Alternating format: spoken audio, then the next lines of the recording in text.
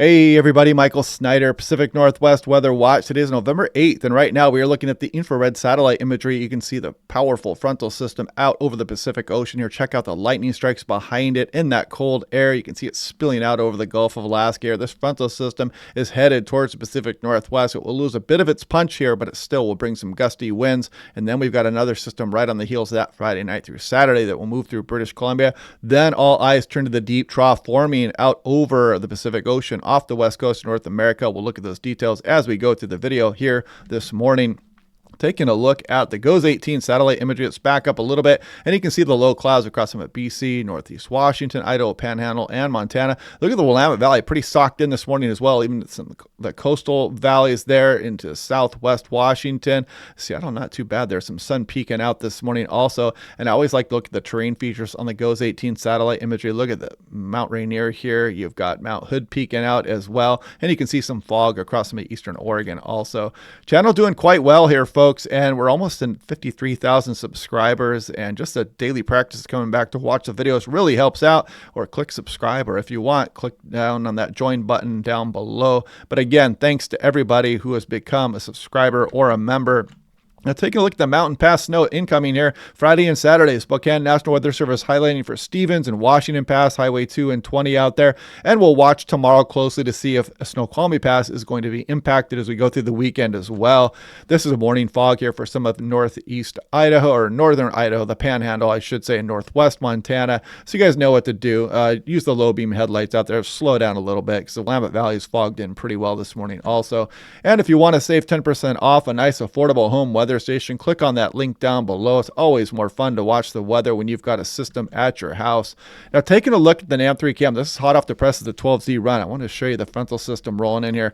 We start to turn things easterly and southeasterly across the area here. Some gusty winds going through the mountains as we go through the day Thursday also. But you can see that frontal system, the blustery conditions approaching the Washington, Oregon coast, some of northwest Washington, the San Juans, Whidbey Island, straight at Georgia, getting some gusty winds with that frontal system as it moves through.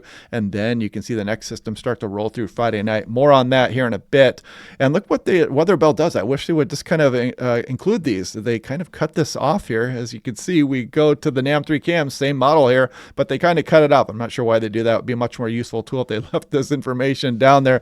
But pretty interesting stuff. You can see it does cover Alaska and some of Canada here as well. The NAM is the North American model, high resolution, very nice tool. This is the NAM3 cam, again, the 12Z. This is accumulated max 10-meter wind gusts. So we're going to look at that frontal system moving in here on the day Thursday. You can see the gusty winds roll in. And as we go through Thursday afternoon, check out some of the big winds across the San Juan, straight at Georgia up here. Whidbey Island, some strong southeast winds, maybe up over 50 miles per hour. Yeah, interesting stuff here. And probably some gusty winds coming through the passes as well as that system rolls in on the day Thursday.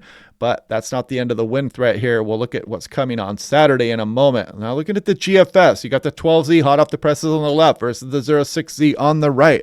Put it into motion. You can see our temporary ridge is going to go away with that frontal system rolling in here. And then here comes Friday and Saturday's system rolling across British Columbia. Then our eyes will turn to the deep trough setting up off the west coast of North America. And as you can see, we still have some disagreement, pretty typical at this time frame. But yeah, we're going to try to work out some of these details and see just how much this precipitation is going to be getting back up into the Pacific Northwest. A lot of this is going to be targeting some of southern Oregon and a lot of California as well, but still a lot of details to work out here over the next few days. This is the GFS 12Z. Looking at the timing of the system coming in on Thursday, you can see on Thursday morning it starts to hit western BC, and during the day Thursday for western Washington. And then this next system rolls through on Thursday. You can see that pressure gradient really tighten up here as we go through Saturday morning. And I'll show you what some of the wind speeds are showing up with that as well here in a bit, because that looks like a fairly potent windy system. And then you can see additional precipitation chances as we go on into the extended. And look at this low pressure system right here off the Oregon coast, 975. But this is not favorable for big winds here across Oregon and Washington. If this were to track across the region and bring this strong pressure gradient with it, then you're talking about big winds. But right now it's kind of spinning off the coastline, but it still could be bringing some heavy precipitation with it also. This is Seattle Metro. This is kind of looking at the next 2 weeks here, and you can see there's some pretty good variability in some of the ensemble runs, but we'll be breaking these down day by day to try to see what the future holds. This is Brookings, Oregon. Look at some of these huge totals in the individual ensemble runs, but also much less than some. So you can see the big disagreement with some of the models as we go on in through the extended. Take a look at Seattle, Tacoma coming up this Saturday morning impacts. As you can see, some gusts into the lower to mid 40s. That would probably be the strongest wind gust of the year so far for SeaTac. So we're going to be watching this one closely here over the next couple of days and figuring things out. You can actually see one ensemble at a 55 mile per hour gust there, but just kind of a random one. But look at Bellingham. Actually, the ensemble mean is right around 50 miles per hour. The control came in at 49, and a lot of gusts showing up over 50 miles per hour. So quite a punch here. Looks to be coming through on Saturday morning. Here's Spokane, even eastern Washington here showing up with some gusts into the low to mid 40s as well. But look at Friday Harbor. The ensemble mean is right around 50 miles per hour. The control run coming in at 52, and some bigger gusts showing up there as well. So definitely wind advisory stuff, if not more, if this trend's a little bit stronger. Whidbey Island, check it out. The mean is right around 50. Also, the control coming in at 53 miles per hour, and lots of gusts over 50 miles per hour showing up. This is Everett. Also strong winds starting to roll in here. The ensemble mean right into the mid 40s there as well, with some bigger gusts possible. Now, taking a look at what is incoming here, you can see our system rolling in here on the day Thursday, and then this low pressure system moves through BC, and it really tightens up this pressure gradient again on Saturday morning. So that would be the period of the strongest winds. And again, we're going to go over this in more detail here on through tomorrow, especially because these systems are kind of fickle here, and this thing could come in a little bit stronger even than what the models are showing right now. And of course, it can always back off as well. So stay tuned for that tomorrow.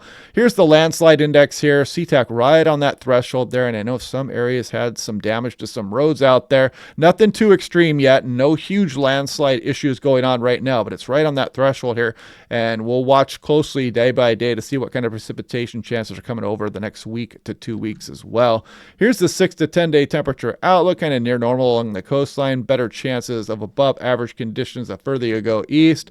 And here's the 6 to 10 day. Some of that storm track really pointing into California and some of Oregon here too as well, but model disagreement and some precip will be getting back over the Pacific Northwest also. So we'll be watching that day by day also. So yeah, interesting stuff. Kind of intrigued by that storm coming in Friday night into Saturday morning here. Pretty tight gradient setting up across the region. Need to watch that one closely. So check back tomorrow for more on that. But anyway, hope you guys are liking these videos. Click like and subscribe. We will do this again tomorrow, and I will talk to you guys then.